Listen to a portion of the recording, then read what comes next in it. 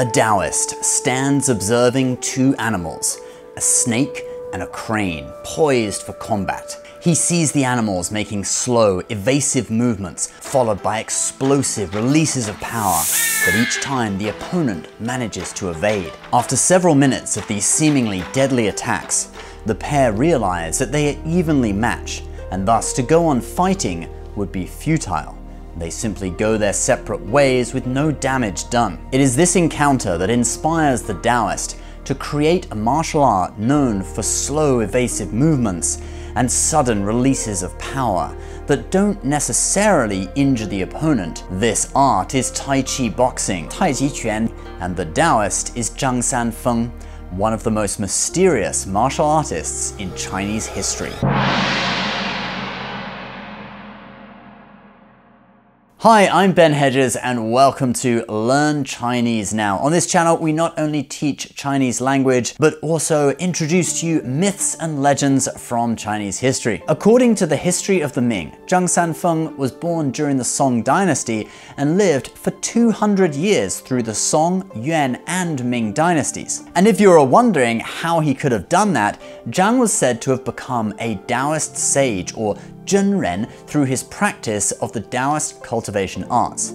He reached immortality. Classical texts also record him having supernormal abilities. The history of the Ming states that sometimes he would not eat for several months and could travel 1,000 li, that's several hundred miles, in one day. How did Zhang get to this stage? Well, he supposedly studied Kung Fu and Buddhism at the Shaolin Temple for 10 years. Before wandering around mountainous areas of China, studying Taoist cultivation arts. He traveled for many years without much success, but at 67 years old, he finally met a Taoist named Huolong Zhenren, or Fire Dragon Immortal. He studied with this immortal, obtaining the Tao and becoming an immortal or Zhenren himself. Zhang developed a reputation as a mysterious sage who would miraculously reward people for past good deeds. There's a record of one Ming dynasty official who hosted Zhang in his house for some time. When Zhang left, he said that in less than 1,000 days, tragedy would befall your household. He then left his cape and hat and said that in times of need, the official could put them on, walk in a circle, and call Zhang's name. Well, 2 years later, the official was involved in a court case and the entire family was put under house arrest. They quickly exhausted their food supply and were about to starve, so the official put on the cap and cape and did as Zhang had said, walked in a circle in his yard, calling Zhang's name. Miraculously, a crop of wheat sprung up in the yard and saved the family from starvation. There are other accounts of miracles performed by Zhang, such as curing children of disease, and another account of him using tea leaves to dissolve a coin in a child's stomach that he had swallowed. When he visited Wudang Shan or Wudang Mountain for the first time, he said, "One day this mountain will be very prosperous." Wudang would later on become the place where Zhang Sanfeng would develop his martial arts and Taoist energy practices, but more on that later. According to the history of the Ming, at some time during Zhang's life, he seems to have faked his own death. He stated that he would die on a certain day and then really did proceed to pass away. The locals put him in a coffin and started to carry out a burial. But like other great masters, in death, his power only grew greater. People heard noises coming from the coffin and they opened it up to take a look and discovered that Zhang Sanfeng had come back to life. He then returned to Wudang Mountain and continued his development of Taoist internal arts, or Neijia. The history of the Ming states that the first Ming emperor sought out Zhang Sanfeng after hearing about his great abilities, but didn't succeed in finding him. Then his son, the Yongle emperor, personally wrote a sincere note and gave it to a man and sent him out to look for Zhang. He didn't find him either, but eventually Zhang Sanfeng responded with a poem. He knew exactly what the emperor, a man who already had everything, was looking for: longevity. Just like the first emperor of China, who sent out 3,000 young men and women to look for a Taoist immortal to learn of the elixir of eternal life, every emperor after him has pondered the same question. How can they live for 万岁, or 10,000 years? Well, the last line in Zhang's poem to the emperor was this: 诚心寡欲是长生, calm one's mind and relinquish desires. This is the secret to longevity. It seems the emperor took it to heart and sent over 100,000 laborers to build new temples and buildings on Wudang Mountain. They were even designed by the same architect as the Forbidden City in Beijing, and he also built a copper statue of Zhang Sanfeng.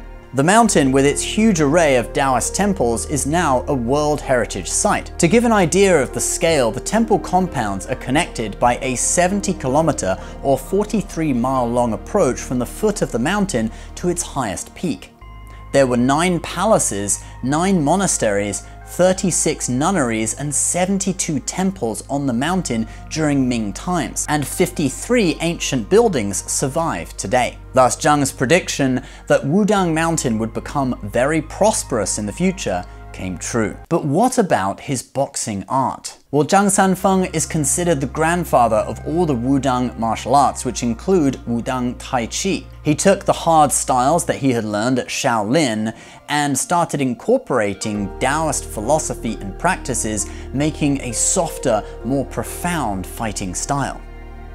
When he witnessed the fight between the snake and the crane, actually some people say it was a magpie, but a crane sounds better, he realized the importance of yielding in combat rather than meeting force with force. Just like when the crane yielded to the snake, stepping backwards, allowing the snake to advance and attack its leg with a bite, which the crane then lifted out of the way, letting the snake bite into thin air. Tai Chi employs this method of yielding, letting the opponent attack and allowing them to fall into emptiness. Fighting a Tai Chi master should be like fighting a feather. There is nothing there for you to hit. More often than not, your fist will simply fall into empty space. You may then suddenly and unexpectedly be hit with what Tai Chi practitioners today call fa jing, or a sudden release of power, and be thrown several feet, but you might not be injured. The original Tai Chi Quan, developed by Zhang Sanfeng, was based on the high moral standards of Taoist philosophy. Remember his recommendation to the emperor?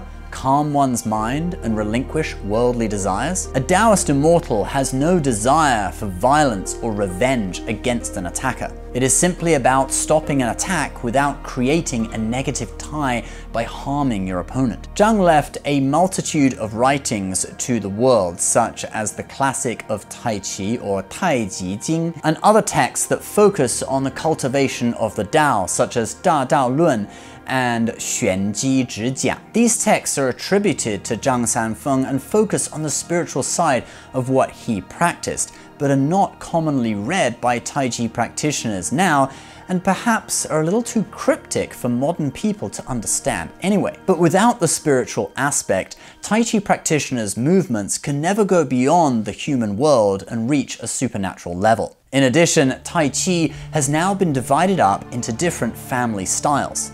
Zhang Sanfeng is said to have created the original form out of 13 movements, which all subsequent Tai Chi is based upon. But there are now 5 family styles, and all these styles trace their lineage back to a place called Chen Village or Chen Jiagou, and one man, Chen Wanting, who was born in the year 1580 and probably learned from one of Zhang's disciples. Now, these family styles have produced some incredible martial artists, such as Yang Luchan, Yang the Invincible or Yang Wudi, who is said to have learnt in the Chen village and then created the Yang style, which is the most popular style around today.